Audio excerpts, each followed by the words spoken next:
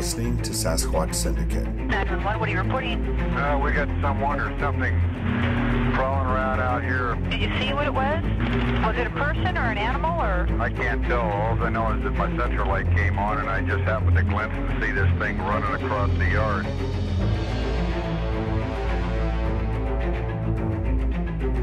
And all the ape believers don't want any of the paranormal believers to say anything because they're all whacked and screwed up and we don't want them. And all the paranormal believers don't want, they'll go to the ape believers saying, well, you're all closed-minded. You're not open to the fact that it does this and it does that.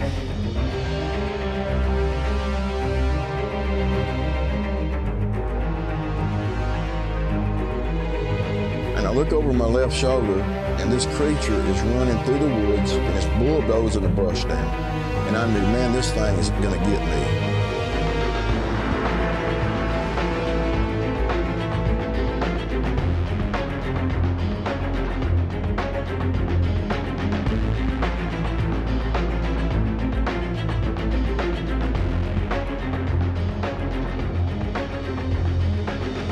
Welcome to Sasquatch Syndicate. I'm your host, Chuck, out in Seattle, Washington, along with Paul in Portland, Oregon. Thanks to everyone for listening and those following us at SasquatchSyndicate.com and on our social media outlets.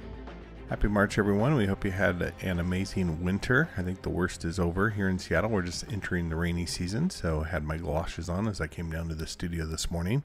You know, March is always an interesting month up here in Seattle. It's just the beginning of the rainy season. And not much to do, but there is St. Patrick's Day. So we hope you have a safe, wonderful St. Patrick's Day celebration. And we're going to stay on theme with that tonight. So on to this month's podcast. With us tonight on Sasquatch Syndicate, we're joined by Kevin Ian Beegle.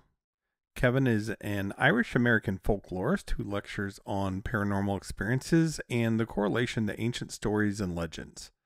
Kevin holds a master's degree in education. His thesis was focused on Native American educational outcomes and using folklore and legends to show a common human experience. Kevin is a contributor to several books on the history of Bigfoot and Sasquatch. He weaves together both personal experience with the paranormal, ancient culture, and current paranormal research to allow the participant to come to their own conclusion or give additional areas to personally research. So this should be a very interesting podcast tonight. And, you know, who better to have on the program than an Irish folklorist on the cusp of St. Patrick's Day, no less.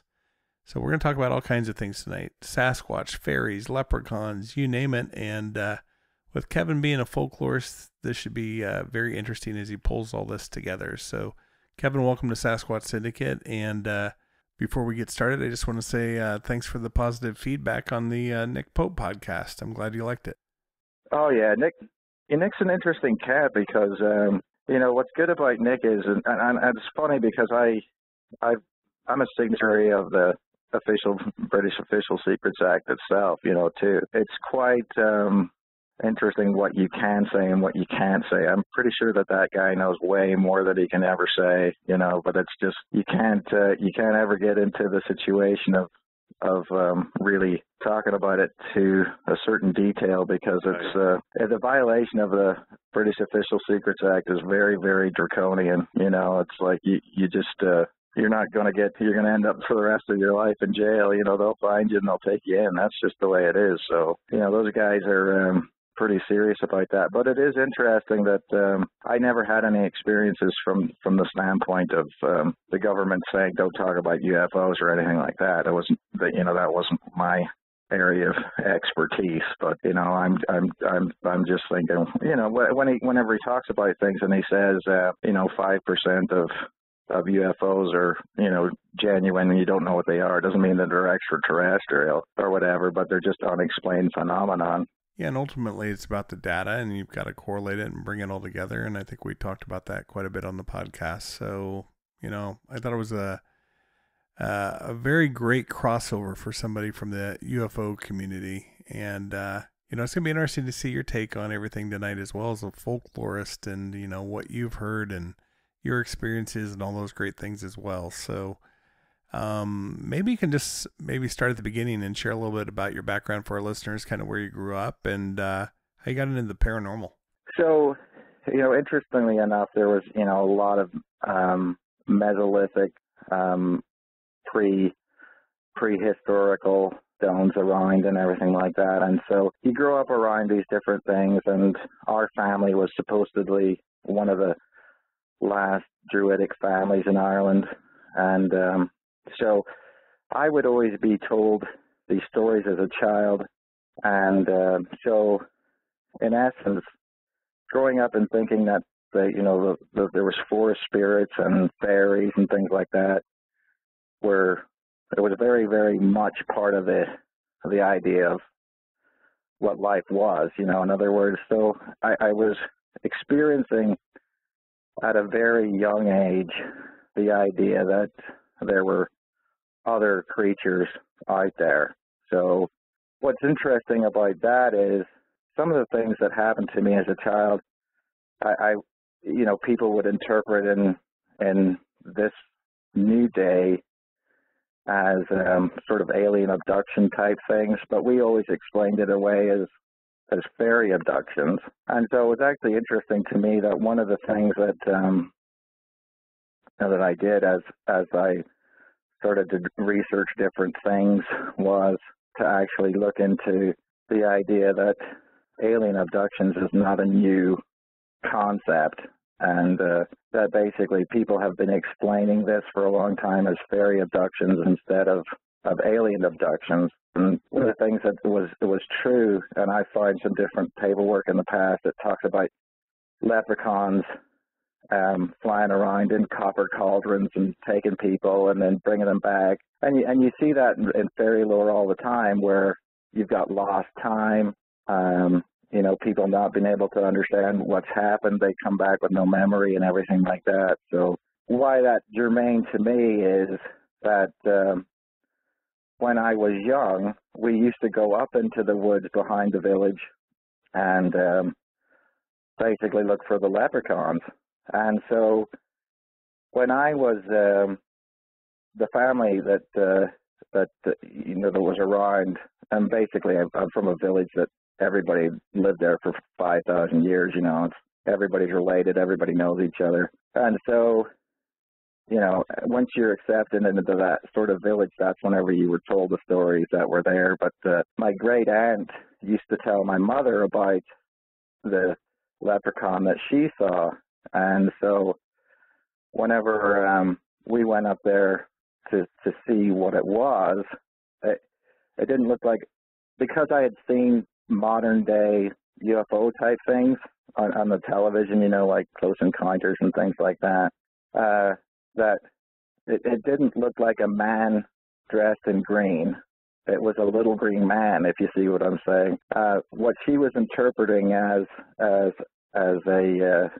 leprechaun, and she used to describe it to me as a doll-like face with big eyes, with big black eyes, that was basically naked and grayish-green, that would hang around this tree.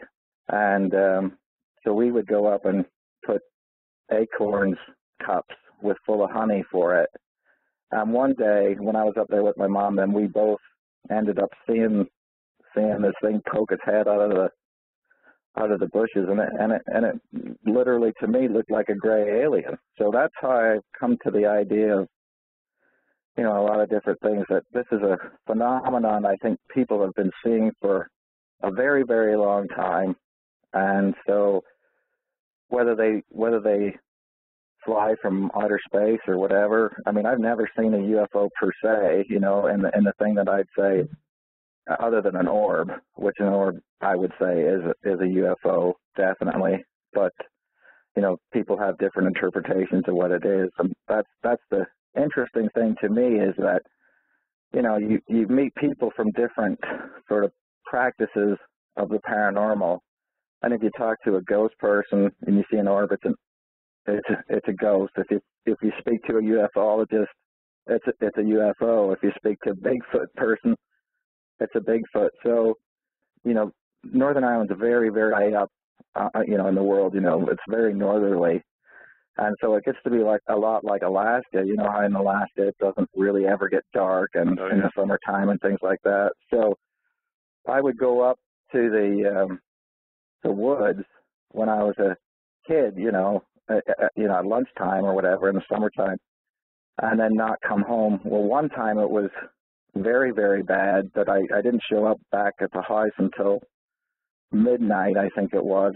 Everybody in the village was out looking for me, and they couldn't find me, and I couldn't understand why everybody was so upset. So where did you think you went? Behind the village, there's a big estate called the Clancy Boy Estate. Different things around there. So I'd go up there and just basically, poke around. So we would go up and, sometimes alone by myself. I know it's a different thing. It's a different concept of thing now, because, now I would never let my kid go out in the woods by himself. But when I was in the 70s, when you were by yourself, that was quite normal. You just let your kids go around and explore. So yeah, so I'd go up to this old army base, and basically, I'd go into this place to start poking around and come out, and it would literally be hours later. So I had no memory. I had no memory of being taken or being gone or whatever. But I do know that it was one of those things where it was one minute I'm up there looking at this magazine or whatever somebody left over from the Second World War, and then the next minute it's hours later, and and I have no concept of the difference in time, which people would say is funny, is that person's away with the fairy. That's a very Irish expression of saying they're away with the fairies. Sometimes you can look at somebody and just say, like they're there, but they're not quite. They're not quite there. So you get that lots of time stories and leprechaun stories and fairy stories, understanding that fairies to Irish people can be anything. They're elemental spirits, and they can take any form or size, and they can do anything. So originally, whenever I said Bigfoot are probably just fairies, everybody got pissed off because they were thinking about, Disney fairies like Tinkerbell or whatever, and that's not what we're talking about. They can be good, they can be bad, they have their own agenda. Just sort of like gray aliens in that sense too, because, it's not that they want to hurt you, I think, or that they have some malevolent thing. It's just you are something there for them to use to their agenda. And so therefore, your feelings don't really matter in the whole concept of things, So Kevin, you kind of grew up with these paranormal experiences and, belief in fairies and all these other things, but kind of what put you over the edge? When did you start believing in other things that might be out there? The thing that made the difference to me was that, this is sort of the point of no return for me. I was coming home behind my mother and brother when I was a kid, and so we'd come out of the shop that my papa owned in the village, and it was right next to the pub, and our house was right behind the pub. Well, we used to have these sort of forces that would come through the village, and it looked like a small tornado type thing, or whatever. Yeah, but nothing like, we're not talking about Tornado Alley or anything like that. But sometimes you can see that in the courtyard where little leaves and things like that are brushed around into, you can see them going in a circle. Well, we were always told as a child that if you see what's called a fairy wind, then what you should do is lay down flat in front of it and let it pass over you, And so this sort of dust, devil or whatever was coming towards us. And so my mom and my brother stepped aside into the side door of the pub, into the little entryway there. And this thing passed right through me. Well, at that point in time, and I remember this distinctly, and my mom and my brother remember this distinctly. And it's always interesting because I always ask them, is that what happened? Is that what happened? And so when the wind hit through me, I was lifted up into the air. I wasn't pushed sideways. I went straight up, and the pub was a 2-story building, so it must have been at least 20 feet high, and I just basically hung there. I remember this sort of levitating feeling, and not feeling like I was being blown, or not feeling like I was lifted up, not feeling like, just basically like I was weightless, And so at that point in time, then I was moved across towards the woods, and my mom said, just tell me you don't want to go. And so I did say no 3 times, which is an Irish thing that says, you have to tell these things in your tent 3 times that you don't want to do it. And then it basically lowered me back down. No, there was no other phenomenon available. It's not like anybody saw a UFO. There was not like somebody saw a fairy. There was not anything else. All you can basically say is this wind came. But, and so at that point in time, whenever that happened to me, A, I was told by my dad, don't ever tell anybody that story. And B, because he's a doctor in Northern Ireland and he just didn't want anybody to have it. But because I'd experienced something that was so strange in that form, I kind of knew that life was never going to be the same. And so I spent a lot of time in my adult life going around talking to different people to try to explain what this was. Now, when I was a young boy, I really wanted to be a fighter pilot, you know what I mean? So I never talked about it as a child, never got any tattoos, never. I followed the lines as it was because I didn't want to fail the thing by saying the mental part of it by saying, yeah, I was picked up by a fairy when I was 4 years old, And so I really did literally try to find any excuse I could for what had happened. And so when I was, the thing that I'd find was, so there was a guy in England who came up with the idea that crop circles were basically a wind vortex that came from the windward side of the hill, and in certain topography you could, that you would get down to the other side, and this sort of vortex would accumulate in this certain area, and that's what was causing these basic pattern crop circles and stuff like that.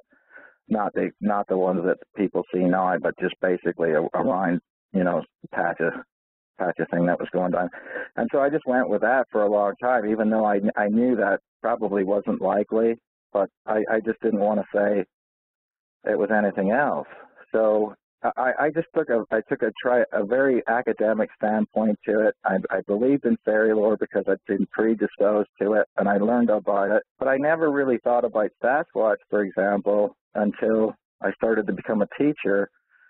And whenever I did become a teacher, I was a teacher on the reservation out here, and so my whole thing was to try to deal with some of the cross-cultural things. I started to really study a lot of Celtic mythology and Native American mythology from local tribes around here.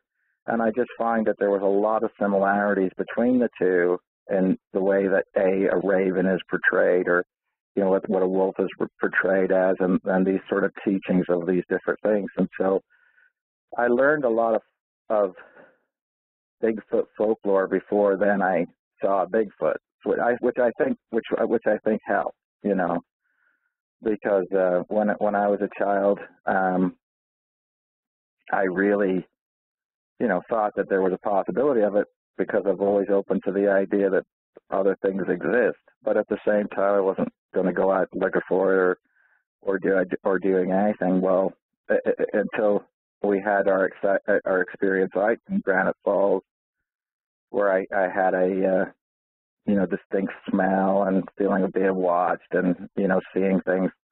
And so that's whenever I started to go into the whole Bigfoot world and trying to research what other people had done with Bigfoot, which is interesting because I started to sort of encompass all the different things that you guys talk about on your website, which is the flesh and blood component, and the the UFO component, and maybe the woo-woo spiritual component, and everything like that. And so I've spent a lot of time trying to be academic about it and saying, how do these different components come together, and how do they, they go from the other thing? All I could say is I've had some woo experiences out in the woods where I believe that something is, trying to contact me from another dimension. But at the same time, I've been in the woods in Colorado and had what I would describe as a completely biological experience with a Bigfoot, and I wouldn't think that was anything more than a biological creature. So I think it really depends on the type of experience you've had, and so I'm interestingly enough, I try to thread that needle with people to say, this is an experience I have, but if you can explain it away in some other way, that maybe I'm having some kind of a delusion or a group delusion or whatever, then go for it. But that's clearly not what I think is happening, But so it's an interesting thing because I do try to be very scientific about it, but at the same time have an open mind to saying, could these things happen? And so, part of the thing that's been sort of an interesting scenario for me is that people pick sides and then they say, oh, because I've been out in the woods with Adam Davies, that I pick that side, or if I've been out in the woods with Matthew Johnson, I'm definitely that person. Well, friendship's got nothing to do with what happens to me, I'm not saying what happens to me based on, my friendship with somebody, and I'm not picking sides on that either because, clearly I can understand other people's standpoints. I think that from a folklore standpoint, Chuck, I'd have to say, if Bigfoot's going to be proved to exist, people like Dr. Meldrum are going to have to prove it. People like Adam Davies are going to have to prove it. But it's not something that I can just talk about folklore and say it's going to be provable. All I can say is from a folklore standpoint, these stories are usually allegorical, and they don't really matter what the beast is. It's the concept of this parable to say, this is how you should act or interact with nature and everything like that. So in essence, these old folklore stories don't have anything to do with proving that they exist. It's using that as a feature to impose human qualities onto another animal to have you look in the mirror for yourself and say humans act this way, and it's sort of illogical, So kind of thinking about, just your background in folklore and stories and where you grew up, and then listening to the Native Americans talk about Sasquatch and, is it a interdimensional being or a forest element? Just kind of parsing all of this back together. I think what's interesting about it, Chuck, is, and I know you've had Thomas Seawood on your show, and I think he's an excellent resource for people to speak with. But, what's interesting to me is that, as a person who, I ended up getting my master's degree in Native American, education, and it has to do with different numeracy type things and reading comprehensions and things like that, as well as the way that some people take tests. And so I've always found that some of the things that are interesting about the difference between a native cultural perspective is that they have cultural dissonance or cognitive dissonance between answering questions. For example, if I were to say to you, why does it rain? You're going to give me the Western, if you say it rains because of, evaporation, or because, the spirit of Kilchuck Mountain, brings down the rain or whatever. So interestingly enough, this is where you have a lot of these different issues in some of these situations. But so what I was trying to do is, and one thing that I do know is that whenever, because I speak Gaelic and I speak Lushootseed, which is the native language of the tribes around here, and it's always interesting as a translated state versus what it actually says. And so that's one of the things that I find is that, you know, a lot of these creatures who are meant to be spirit protectors or, you know, guardians of the woods or whatever, are often portrayed to be something else based on our translation of what it is rather than understanding what the original language says. I mean, you know, because the Lushootseed language is kind of a beautiful language. It doesn't allow you to basically talk bad about somebody behind their back and all kinds of different things. And you know, that's that sort of concept that you have to understand that the way that the brains work and in order to, you know, figure out how it was. And Gaelic's in somewhat the same way because it's just, you know, a lot less words to describe things, but they do have different words to describe different beings. Like if I say something in the Lushootseed is a big animal, that's just a word for a big animal. It doesn't matter what it is. But, you know, so the hard part about it is that some of these things get transferred over. But I will say that the key part about it is that the idea of being a dominant force in nature rather than being a part of nature seems to be what these old ancient stories really talk about the most. It's the idea that once you start to dominate nature rather than just live like different creatures that are out in the woods, that this is where, you know, the sort of fall of man comes into it. It's the idea that, you know, you shouldn't necessarily treat the land in the way that you're treating it, living within the wilderness and doing that. I think that's where a lot of these stories come from, and that the Sasquatch figures then become, you know, sort of aggressive to some people and to other things. But it is interesting that, you know, because of the way that the language is so narrow in some respects, a wood spirit can be interpreted into a lot of different things. And so, you know, where Thomas would say, for example, a Bigfoot is just an ape, and the Bakwas would be the small, hairy being that, you know, is the spiritual part of that lore. That's one thing that I found that to be interesting too. And so in Europe, you have sort of that same idea where the wood louse, which is a hairy big ape that was living in Europe for a long period of time, was protector of the forest and everything like that, has a physical element that people talk about, and then the green man would be the sort of spiritual element of it. So I'm not saying that they're related in any way, but I'm just saying that it's similar in that sense, that you have a physical manifestation of what this protector of the woods is, and then a spiritual manifestation of that as well. So a lot of people want to take that leap and say this is it. So when we were talking about that in class, that's one thing that I would say is that compare and contrast the woodwash to the Sasquatch, compare and contrast, you know, the green man to around here what you would call a stick Indian or some kind of a being that can sort of transfer to a different dimension, you see. So it's an interesting concept. I would say that a lot of people are trying to label a lot of different Bigfoot experiences onto one thing, whereas maybe it's from a folklorist standpoint for sure, I would say that there's not necessarily the same being.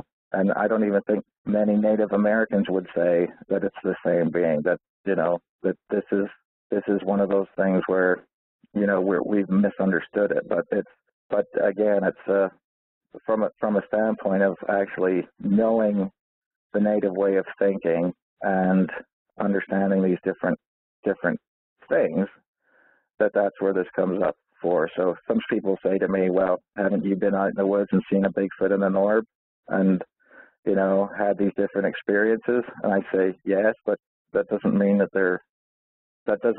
they're related. No, some people want to make them related, and that's up to them to decide whether those are related or not. I mean, I can't tell you whether some people believe that or some people are getting information from that or not. But I mean, from a standpoint of just clear understanding of research and things that I've done over the years, I find that,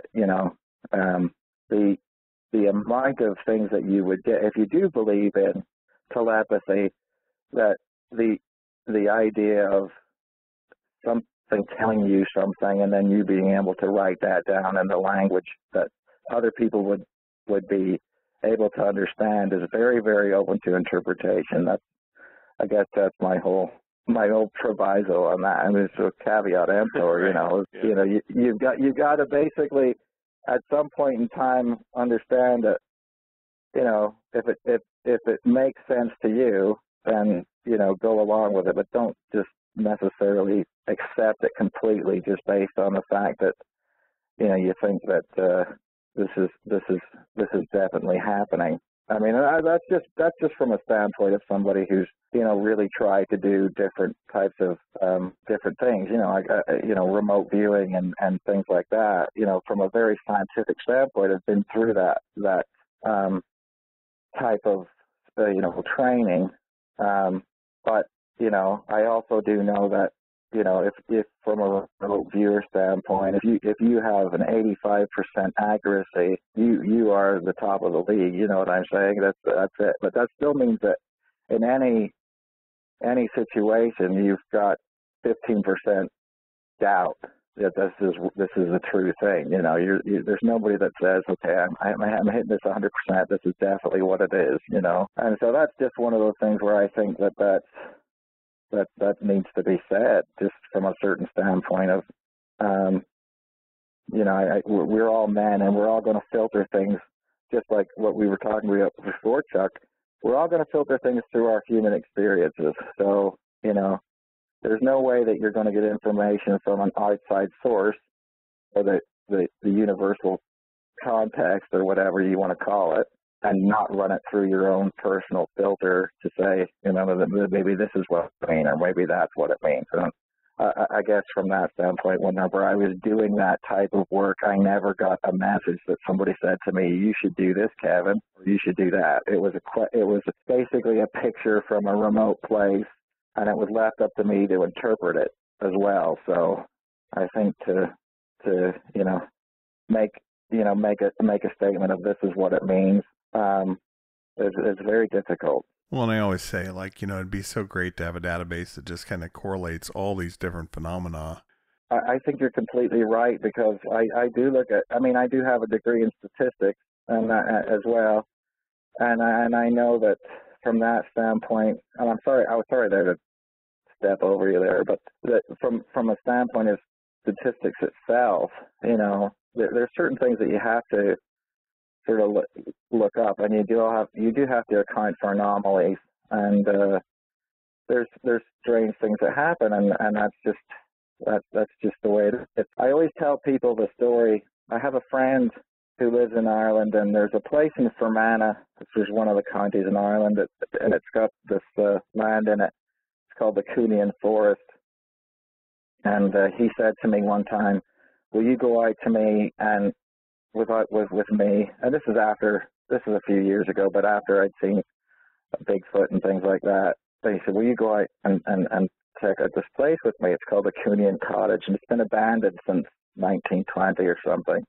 But he didn't give me any of the background behind it. So we go out to this place, and it's down this old forest road, and basically the cottage is set back probably, I'd say, 100 yards from this forest road.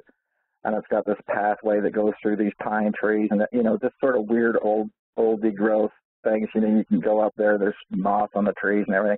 It looks very, very similar to the terrain around here, to be honest with you. And so we were walking up to this thing, and he says, no, here's what I want you to do. I don't really want you to talk about anything or any experiences you have. I just want you to experience it, and then we'll interview you later, you see. So I said, that's fine, So we start to go up to this thing, and these pine cones and stones start coming out of the woods, and landing pretty close to us, and we go into the thing, and we do our sit there in the night, and something comes and slaps on the back of the house, and all this different stuff, and that was basically what we had for data from that night. And so when we turned off all the listening equipment, because he didn't want me to talk over his audible, ghost hunters and stuff like that, they're very into their audio EMFs and stuff like that. So I was trying to be as quiet as possible, and he turned it all off, and he said, "What do you think about that?" I said, "That was one of the best poltergeist experiences I've ever had, And I said, that's a Bigfoot experience, The thing about it is that we don't, we don't necessarily allow ourselves to say something's throwing something from the outside, slapping the back of the house to be something else. And so that this is part of the issue that what we have is that we don't really share the data between these different points. I mean, if you're out in the woods, I mean, how do you tell whether it's a ghost versus a Bigfoot or whatever? I mean, if you believe in all that stuff, then some people say that's it. But it's interesting to me, Chuck, that we both live in Snohomish County, and Snohomish County is sort of like the head of all the different sort of places that all these different schools of thought. The idea of the spaceship coming down and a Bigfoot coming out of the spaceship, that's a very Snohomish County thing. That's a phenomenon that was reported in Snohomish. And, the whole idea of lots of different things are interesting. The cattle mutilations happen in Snohomish, the Bigfoot howls that happen in Snohomish. And, this is the thing. Although Snohomish has grown up over that time period, the Mountain Loop Highway out there is basically lost in time. It's the same now than it was, in the 1800s, and nobody goes up there, So it's an interesting thing that, these phenomena have been reported up in those different areas for a long, long time. And yet, for whatever reason, it's not sexy to go there because it's not Bluff Creek or it's not, Mount Rainier or whatever. But which is better, for us, people like us. Yeah, well, it's one of those things Yeah. Well, and it is interesting that from a certain standpoint, I go up there. Sam and I go up there all the time to do our different things. And, we've got a Bigfoot sticker on the back of our car. And, you see other cars that go with, with big Bigfoot stickers going up into the same areas. And basically they've got their areas up where we're at. And we've got our areas where we're at. But it's interesting that, even though that happens, we don't talk to each other because of, it's interesting to see. Well, even if we were in that scenario and we said, and I flagged a guy down and said, "Hey, what are you looking for?" Then you open yourself up to the next question is, well, what do you think it is? It's almost like, I'm a Bigfoot researcher, and then you have to ask, what are you? Are you a bone person or are you a woo person? And then you have to draw the lines between that two again. So it is really sad in a lot of ways that we can't all just work together, because I've always said, hey, a footprint's a footprint, no matter if you think that it's an ape or no matter whether you think it can talk to you in your head. I mean, it's the same evidence. So why don't we just share that at least? I mean, we can agree to disagree on a lot of different things. Well, and kind of, entering this genre, 4 or 5 years ago, to think that everybody was going to work together, and then to see all the divisions between, the flesh and blood and the paranormal and even a potential alien component, that's what our show's about. But, you and I are very open, but you definitely see that for sure.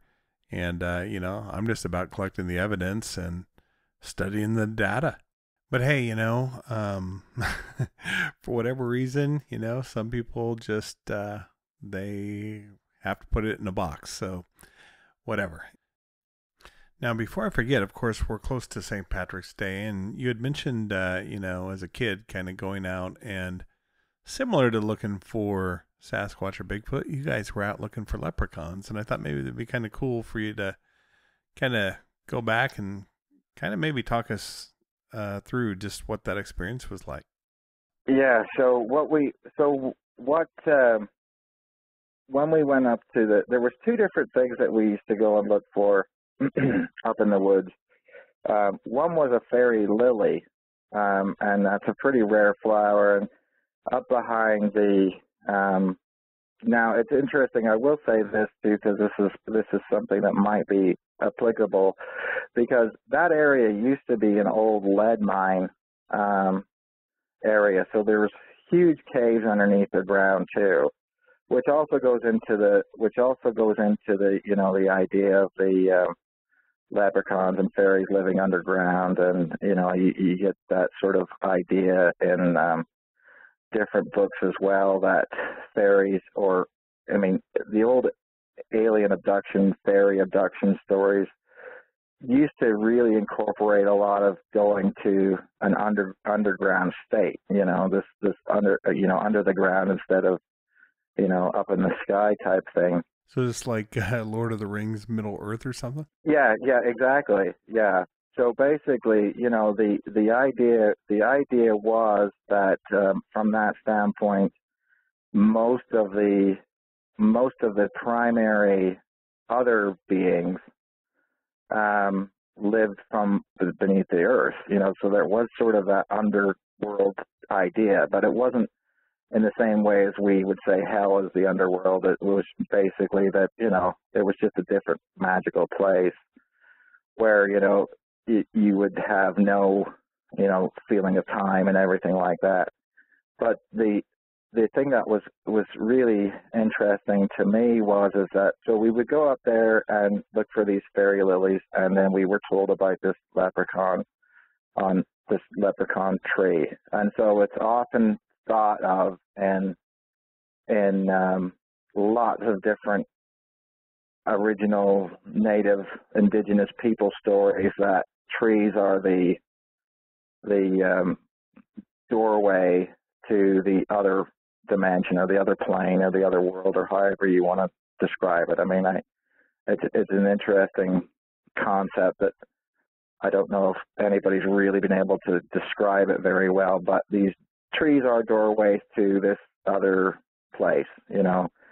And I think that's true of native peoples here. I think it's true of native peoples in Ireland and whatever. So, but so we would go up and look for this certain tree, and again, we would sort of placate these things with, you know, like little, you know, bits of honey and things like that.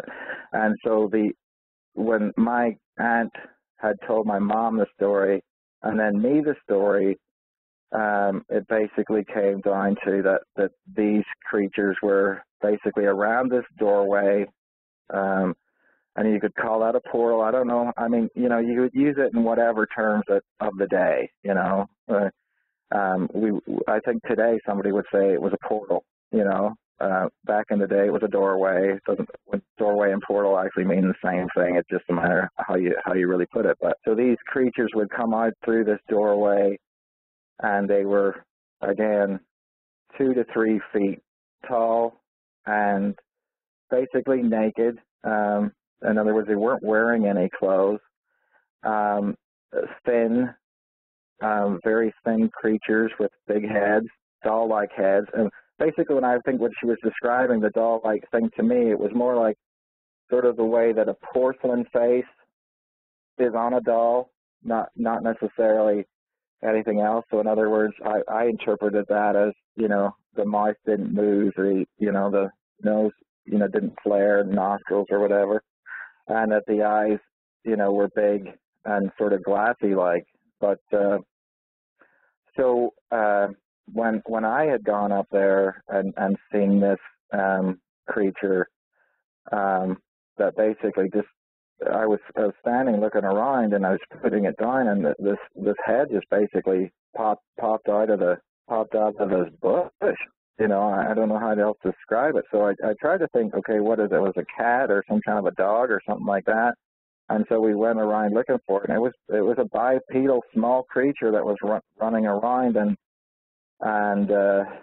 you know, basically then, you know, sort of I couldn't find it anymore. So, but you see, but it's a strange thing. So, I mean, then that goes to a lot of different questions where they would say that, you know, a lot of people say, oh, I'm the mother of an alien hybrid or whatever like this, that the aliens take me and basically impregnate me with stuff, which is interesting because of fairy stories. I actually talk about something like that too, that, you know, basically you give birth and then your child would be taken by the leprechauns or whatever fairies and be substituted with sort of this sickly, thin child with a big head and big eyes and things like that.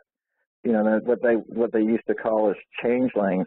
So, you know, from a folklore standpoint, you can really make a lot of different things to say that for years and years and years in Ireland, since people could basically write things down, that they've talked about these creatures who are 2 to 3 feet tall. Not men dressed in green, but, you know, again, little green man flying around in copper cauldrons or whatever, taking people experiencing, you know, things where they lose time. They show up in the middle of these different scenarios and can't remember it. You know, babies being taken and returned in a different state, which is all how you would basically describe sort of genetic, manipulation and hybrid star children and all these other different things that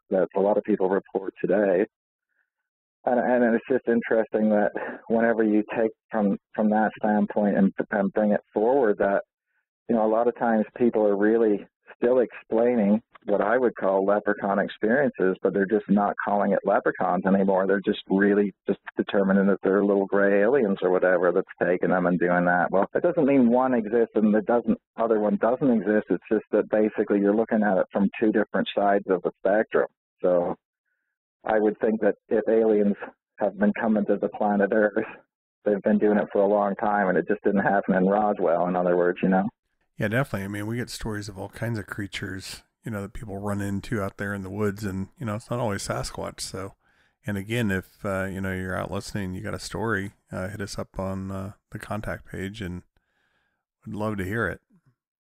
So, Kevin, this concept of gifting, I know you've been out a couple of times, but, you know, here you are coming from, you know, Ireland, where as a kid you saw things like this, but then you come over here and you go out on like a Sasquatch or Bigfoot expedition, you see people doing the same thing and probably didn't talk to each other or even think about it. But was that strange to you?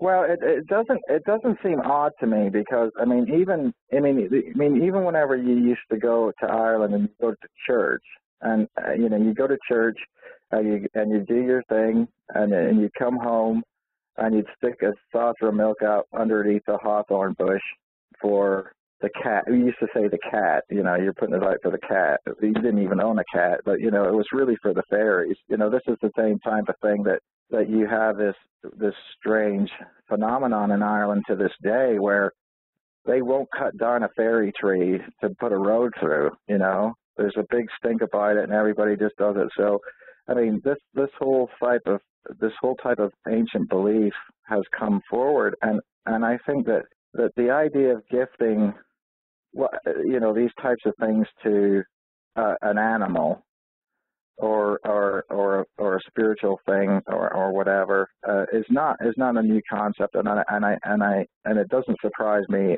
in the slightest. The issue being that from a safety standpoint, I don't necessarily know if that's such a good idea, to leave a lot of food out in the middle of nowhere. That would be one of my things. If it's in your back garden because you're trying to appease a fairy, or you put a little butter on a stone in front of your house because you don't want to piss the elves off, that's great. But leaving big packages of food in the middle of nowhere is probably not your best idea. Right. And it would just seem to me like you could do that same sort of thing in that honoring system with some kind of toy or totem or some kind of a trinket that would mean something to you, where that they could move it. And so it would seem like to me, if you are leaving some sort of offering to these things as a gift or whatever. Which, to be honest with you, I've never done. Samara does, but I've never done it because I just really don't honestly see the point in it. But I would leave some sort of a toy or something like that, and just simply because I used to be, and when I was in my younger days, I used to do a lot of jeep tours up in the Colorado mountains, and there's bears all over the place up there, and if they start to get way too familiar with you, I mean, this is the problem with those types of things. I mean, I've been, in a situation where bears come up to me when I was going to the toilet, and I mean, up in the mountains, and it's not a very comfortable scenario, you can't run away, and this thing is like on top of you. And so, that it would seem to me like if actually taking the food element out of it would actually assist your case. And in my way of thinking, my logic, that if something is moved and then something is returned to you in a certain different concept or a way or a glyph or something like that, or it's moved over to a different thing, then you're actually taking out the element of, something else doing it, I mean, I know a lot of people say, well, if it was a raccoon, that they would basically scatter it from hell to breakfast and all this other stuff. But that's fine. But, you can't say to me that no other animal is going to smell food out in the woods and going to try to get it, whether it's a bird or what, But, I mean, it might be that something like a big bird or whatever comes to take your food out of the bowl and flies away with it, and so that's why you don't see it. But I mean, I don't know. It's an interesting concept, but the way of the interdependence like that should be sort of a learning thing. Obviously, I would say, Chuck, from my point of view, they're not stupid. They're if Sasquatch exists out in the woods, and I'll say if. But even though I believe I've seen them and I've believed other people have seen them and everything else, I mean, you can't, there's never been proved to any amount of scientific certainty that anybody, has said it, but I've said I've seen them, I believe that I've seen them and everything else. But if they exist, they would understand human beings to the point where you couldn't bait them, or you couldn't necessarily be in that situation where they would basically have to be as smart or smarter than a human being, or else we would have found them by now. Because basically it seems to me like you could just take, in the middle of the winter, a bunch of food out to a desolate area, put it down, plonk it down, and then something would get hungry and go to do it. You'd have to take, that would take a lot of, willpower, really, to not go to get food whenever you're hungry. And a lot of human beings wouldn't do that. They would go and do it. So it's an interesting thing that they really have to be sophisticated in the way that they would have to be able to deal with the elements and avoid humans at the same time to the extent that they have. And so I just don't think that they would need food for that purpose. And maybe from that standpoint, if you start to bring a bear around and Bigfoot comes down there, it would be interesting to me to see what would happen if Bigfoot is proven because Bigfoot comes down to a habituation site to get the free food and a bear chomps them. You know what I mean? Right. Yeah, I mean, these are the things where, that's basically the whole idea of, not the, the no kill versus kill. And then, I'm going to habituate these creatures to do it.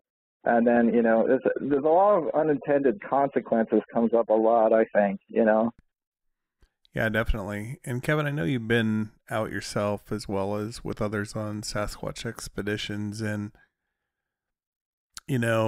I've been out on a few as well where people will say or believe that they had an experience. I'm not able to verify it, but, you just kind of have to take it all in. And, it's interesting. And I don't really know how to put the words around it, but, if you don't have the experience and someone right next to you has a experience, it's not to say that they're not telling you the truth. It's just that, maybe I'm not able to have those same experiences myself. But how do you cope with that? And, what's been your kind of observation, so to speak?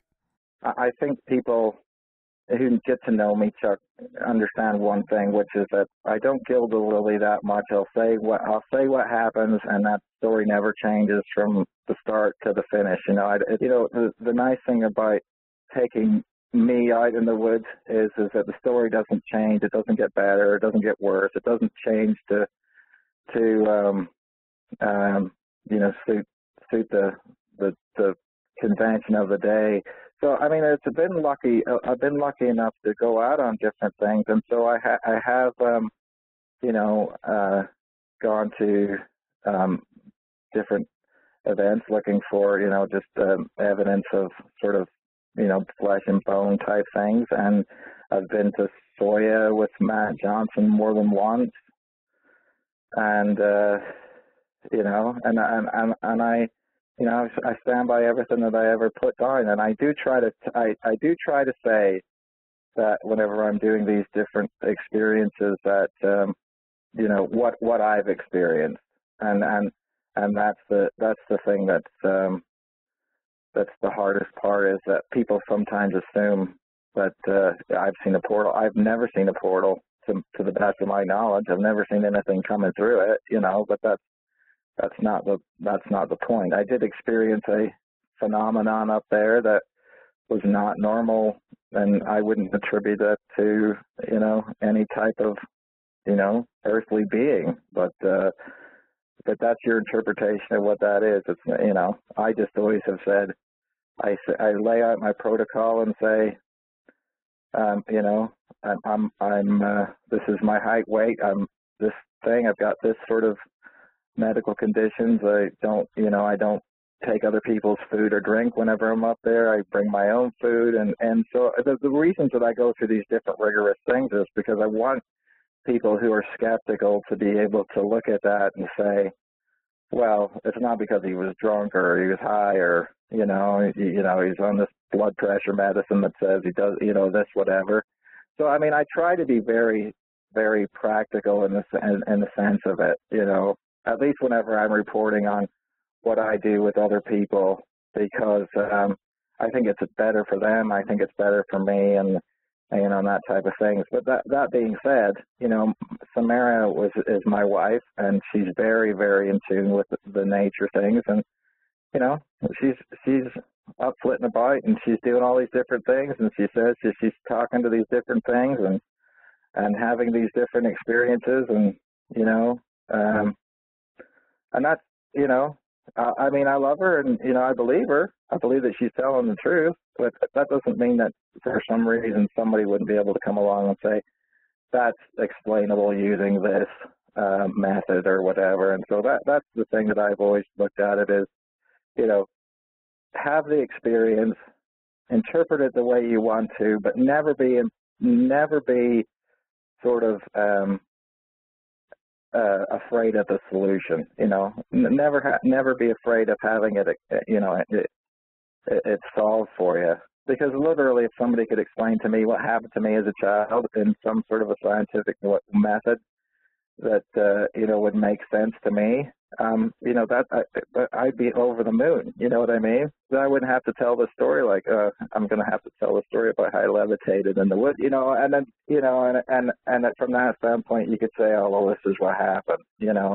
Yeah, most definitely. And I think it's fascinating. I'm often envious of people that say, hey, I had some out-of-body experience and this creature or entity communicated to me via telepathy or mind speak. And, there's a lot of other paranormal UFO type stuff that happens out there as well that, I've never been part of, and maybe I'm not able to vibrate high enough.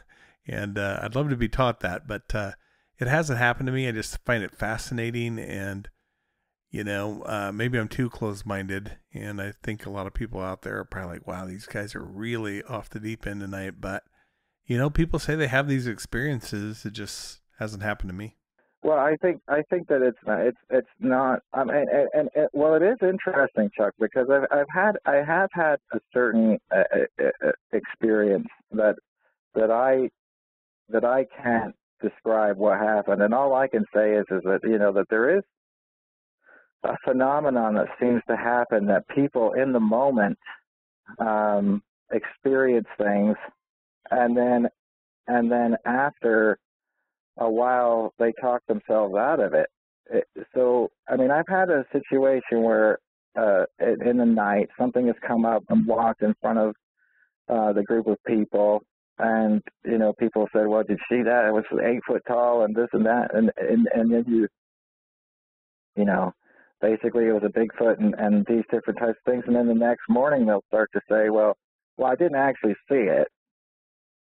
I heard it. And so, but it's interesting that, they were all sitting around talking about how the size of it and, all these different experiences that they had in that similar moment, and yet none of them can remember seeing it. And, I mean, I've yet to be able to determine how tall something is by the sound it makes when it's walking. You know what I mean?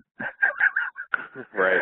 So there is something where, the initial reaction to something, if you don't kind of catch it, you don't quite know how to feel about it.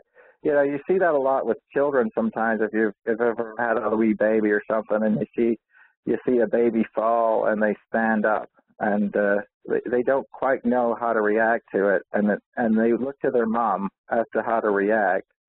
And so if the mom starts to freak out, the baby starts to cry. You see, it's almost that sort of societal response to Bigfoot as well, too. But, it's like I've had this odd experience, and I don't know how to describe it. And then the first people that you're around say, well, weren't you scared? Weren't you this? Weren't you that? That seems to maybe enforce that story, whereas if you go to another school train of thought, then somebody would say, wasn't that wonderful that they were so loving and you never got hurt and everything like that? And then that's the way that they respond to it. But it seems to me like the initial contact with the being really sets up where you go from that point on, But, because you can't discount the fact that people say, it was the most terrifying experience of my life. I think that would be wrong to say that, because clearly that was their experience at the time. So for some people to say, oh, they're all good, they're never going to hurt anybody, that's the way it is, that's basically belittling somebody else's experience. So somebody's had a great experience with them, somebody's had a terrible experience with them, and it's not for me to say, well, this is the way you should think about it. But I think there's a lot of that. We should be afraid of this or afraid of that. Well, some dogs are nice and some dogs aren't nice. I mean, but I'm not afraid of dogs. I'm afraid of some dogs. But I don't think that there's some rogue animal in the middle of the woods just trying to really go around killing a bunch of people. But because I think that that would probably hit the news every once in a while. Yeah. Yeah, and maybe they're not out roaming around killing things, but maybe they're kidnapping people. Speaking of which, that kind of leads us into St. Patrick here. And, I guess you're probably the best person to ask, but, I believe St. Patrick was kidnapped at the age of 16 and taken to Ireland as a slave and had all kinds of stories. But, what do you know about St. Patrick? It's an interesting thing about St. Patrick, too. I'll just throw this in quickly. But St. Patrick was a little bit of a strange bird as far as, the old church goes. And, there's stories of St. Patrick actually going into villages in Ireland, and, whenever they used to, venerate the wolf, and there was different wolf clans and things like that. People that were worshiping wolves and stuff. And he reported that, he went into a village of people and the people started to turn into wolves. And so it's interesting that St. Patrick is one of the first wolfman, dogman stories that's out there, because he basically said that, these people started to change into wolves while he was there, and he ran away, So he was an interesting cat. you know, as much as everybody likes to say, well, he was this, he was sort of this sort of Druidy, Christian-y type person who, you know, basically converted a lot of people in Ireland by using more powerful magic than the Druids of the kings of the island. So, and we don't think about that sometimes, is that, you know, a lot of these stories, these ancient stories and myths and stuff like that actually come from Irish monks. I mean, the first guy who reported the Loch Ness Monster was from Ireland, and you know, he said, and basically that's the first written story of it. So, I mean, these guys definitely believed in all that stuff, and it's interesting now that in a lot of ways the church says no, you shouldn't believe in all that stuff, but back in the day they believed in it. Yeah, and you'd actually think they would have been more close-minded back then. Well, yeah, I mean, definitely that's one of those things where, you know, it's completely interesting to me that a lot of the different mythical creatures or whatever that you can necessarily determine as something else, you know, they do end up, you know, having some point in myth or lore, and so, you know, that's the thing. So I always try to take it from, you know, this experience corresponds with this old experience or whatever that other people used to have, and then you can make your own mind up about that. You know, what do you think it was? Do you think it was an alien? Do you think it's a leprechaun? Do you think that it's anything? But you know, the truth of the matter is that there's more questions than there are answers, and the more you learn, the more you know that you don't know. You know, it just completely seems to get more expansive for me. I mean, the possibilities actually get stronger about what these things could be rather than what they couldn't be. But you know, absolutely. Well, Kevin, again, this has been a fantastic hour. I really appreciate you coming on, sharing all of your different experiences, you know, how you deal with it from a folklorist perspective. And, you know, it's great spending time with you, man. So thanks again for coming on Sasquatch Syndicate. We really do appreciate it. And I know our listeners do as well. Well, I really appreciate it, and I do enjoy your program, and I think it's a good service to people, and I think that your guests are, I mean, barring me, you know, I'm not going to say, oh, your guests are all great, including me, but I mean, your guests are always very well informed, and I think that they do take a very interesting view of things, and so it's good, and let's go hang out in the woods, Chuck. You bet, and I look forward to seeing you very soon, and we'll definitely have to get together. Anytime you want to go. We'd be more than happy. We'd love that. Sounds great. All right, Kevin. Again, thanks for coming on the program. We really appreciate it, and stay safe out there. Bye-bye. This concludes our March 2021 podcast. Sasquatch Syndicate will return on Monday, April 1st. Thanks to all of our listeners and those that have been out to our website and those following us on social media. Sasquatch is a controversial subject, so for all the believers and disbelievers, and those that will tell you they have all the answers, just remember, we're flying through space at 700 miles per hour. Buckle up.